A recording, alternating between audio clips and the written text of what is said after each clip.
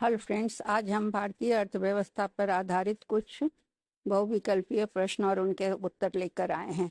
पहला प्रश्न है कि भारतीय सरकार का प्रमुख राजस्व स्रोत क्या है? ए कॉरपोरेट टैक्स, बी वस्तु एवं सेवा कर, सी आयकर, डी सीमा शुल्क। उत्तर है बी वस्तु एवं सेवा कर, जिसे जीएसटी भी कहते हैं। यह 2017 में लागू किया गया था। जीएसटी एक व्यापक अप्रत्यक्ष कर है जिसमें वैट और उत्पाद शुल्क जैसे कई करों को समाहित किया गया है। इसके व्यापक दायरे के कारण यह भारतीय सरकार का सबसे बड़ा राजस्व स्रोत बन गया है। क्वेश्चन नंबर 2, भारत के जीडीपी में सबसे अधिक योगदान किस क्षेत्र का है? ए कृषि, बी उद्योग, सी सेवाएं, डी विनिर्माण। उत्तर है सी सेवाएं। आईटी, बैंकिंग और खुदरा जैसे क्षेत्रों को शामिल करने वाला सेवा क्षेत्र भारत के जीडीपी में 50% से अधिक का योगदान देता है, जो इसे सबसे प्रमुख क्षेत्र बनाता है। क्वेश्चन नंबर 3, 2025 में भारत के जीडीपी की गणना के लिए आधार वर्ष क्या है? ए 2004-05, बी 2011-12, सी 2015-16, डी 2020-21। उत्तर है बी 2011-12। सांख्यिकी और कार्यक्रम क्रियान्वयन मंत्रालय ने 2011-12 को जीडीपी की गणना के लिए आधार वर्ष माना, ताकि आर्थिक संरचना को अधिक सटीक रूप से दिखाया जा सके। भारतीय मौद्रिक नीति के लिए कौन सा संगठन जिम्मेदार है? ए वित्त मंत्रालय, बी भारतीय रिजर्व बैंक, सी नीति आयोग, डी प्रतिभूति और विनिमय बोर्ड, से भी जिसे कहा जाता है। उत्तर है भारतीय रिजर्व बैंक।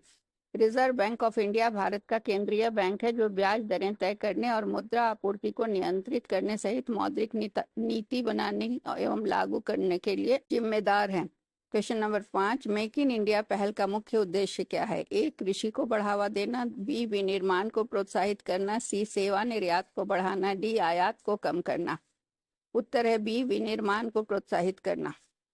2014 में शुरू की गई मेक इन इंडिया पहल का लक्ष्य भारत को एक वैश्विक विनिर्माण केंद्र में बदलना है, जिसे घरेलू और विदेशी निवेश को प्रोत्साहित किया जाता है। जिससे क्वेश्चन नंबर 6, भारत में गरीबी मापने का तरीका कौन सा है? ए जीनी गुणांक, बी तेंदुलकर गरीबी रेखा, सी मानव विकास सूचकांक, डी उपभोक्ता मूल्य सूचकांक। उत्तर है बी तेंदुलकर गरीबी रेखा। 2009 में तेंदुलकर समिति द्वारा सुझाई गई यह रेखा प्रति व्यक्ति उपभोग व्यय पर आधारित है और भारत में गरीबी के स्तर को आकलन करने के लिए इसका प्रयोग किया जाता है। क्वेश्चन नंबर 7, राजकोषीय घाटा क्या है? ए राजस्व का व्यय से अधिक होना, बी व्यय का राजस्व से अधिक होना, सी निर्यात का आयात से अधिक होना, डी आयात का निर्यात से अधिक होना। उत्तर है बी व्यय का राजस्व से अधिक होना। जब सरकार का कुल व्यय, कुल राजस्व, जिसमें उधार को नहीं जोड़ा जाता है, लोन को नहीं जोड़ा जाता है, से अधिक होता है तो उसे राजकोषीय घाटा उत्पन्न होता है। मतलब क्या है कि कुल व्यय कुल आय से अधिक होता है, तो जो यह बतलाता है कि सरकार को कितना उधार लेना होगा। क्वेश्चन नंबर 8, कौन सी पंचवर्षीय योजना समावेशी और सतत विकास पर केंद्रित थी? ए 10वीं योजना, बी 11वीं योजना, सी 12वीं योजना, डी 13वीं योजना। उत्तर है 12वीं योजना। 12वीं पंचवर्षीय योजना, जिसका समय 2012 से 2017 था, उसमें गरीबी कम करने और जीवन स्तर को सुधारने के लिए समावेशी और सतत विकास पर जोर दिया गया था। क्वेश्चन नंबर 9, भारतीय अर्थव्यवस्था के संदर्भ में एफडीआई का पूर्ण रूप क्या है? एफडीआई इसे फॉरेन डायरेक्ट इन्वेस्टमेंट भी कहा जाता है। ए प्रत्यक्ष विदेशी निवेश, बी राजकोषीय विकास सूचकांक, सी वित्तीय वितरण पहल, सी डी विदेशी ऋण निवेश।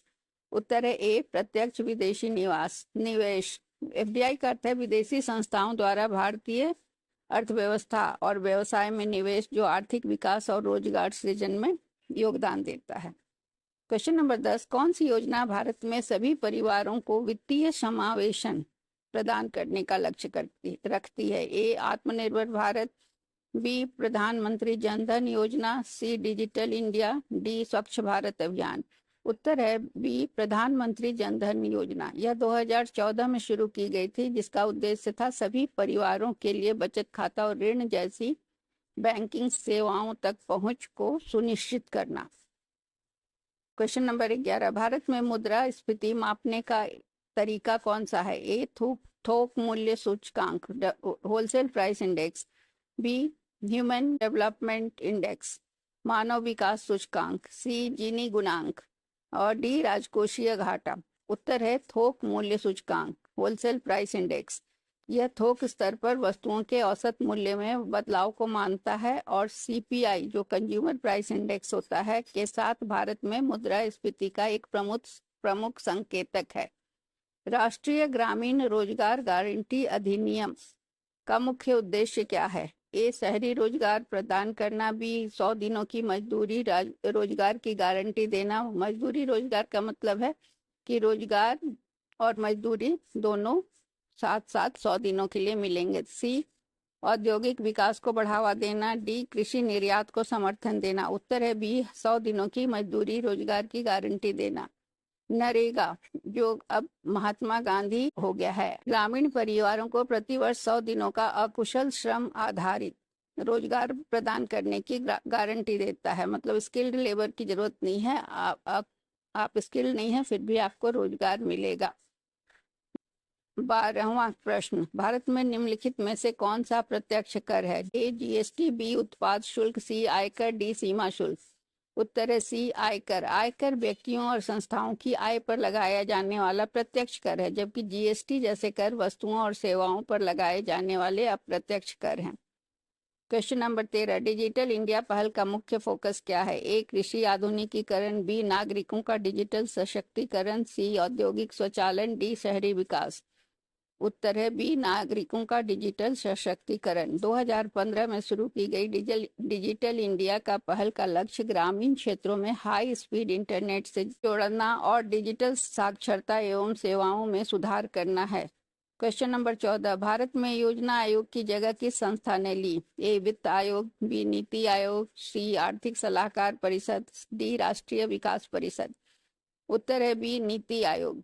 2015 में स्थापित नीति आयोग ने योजना आयोग की जगह ली ताकि सहकारी संघवाद को बढ़ावा दिया जा सके और नीतिगत सिफारिशें प्रदान की जा सकें। क्वेश्चन नंबर 15, रेपो रेट क्या है? ए दर जिस पर बैंक ग्राहकों को ऋण देते हैं, बी दर जिस पर आरबीआई वाणिज्यिक बैंकों को ऋण देता है, सी फिक्स्ड डिपॉजिट पर ब्याज दर, डी मुद्रास्फीति की दर।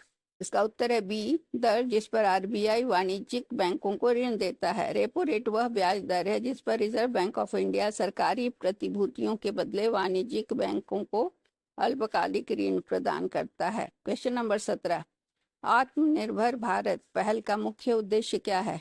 ए निर्यात कम करना, बी आत्मनिर्भरता को बढ़ावा देना, सी विदेशी ऋण बढ़ाना, डी आयात पर सब्सिडी देना। उत्तर है आत्मनिर्भरता पर बल देना। 2020 में शुरू की गई आत्मनिर्भर भारत पहल का लक्ष्य घरेलू उत्पादन को बढ़ाकर और आयात पर निर्भरता कम करके भारत को आत्मनिर्भर बनाना।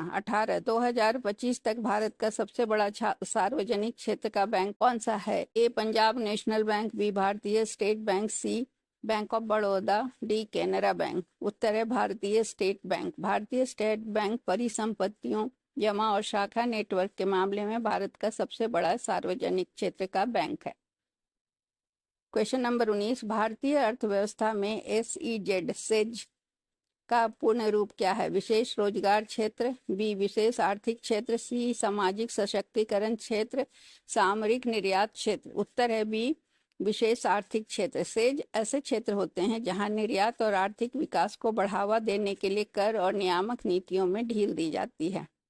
क्वेश्चन नंबर 20, कौन सा अंतर्राष्ट्रीय संगठन भारत को विकास की परियोजनाओं के लिए वित्तीय सहायता प्राप्त करता है? ए विश्व बैंक, बी संयुक्त राष्ट्र, सी विश्व व्यापार संगठन, डी अंतर्राष्ट्रीय श्रम संगठन। उत्तर है ए विश्व बैंक। विश्व बैंक भारत को बुनियादी ढांचा, शिक्षा तथा अन्य विकास परियोजनाओं के लिए ऋण और अनुदान प्राप्त करता है, जिससे आर्थिक विकास को समर्थन मिलता है। धन्यवाद। Please like and subscribe.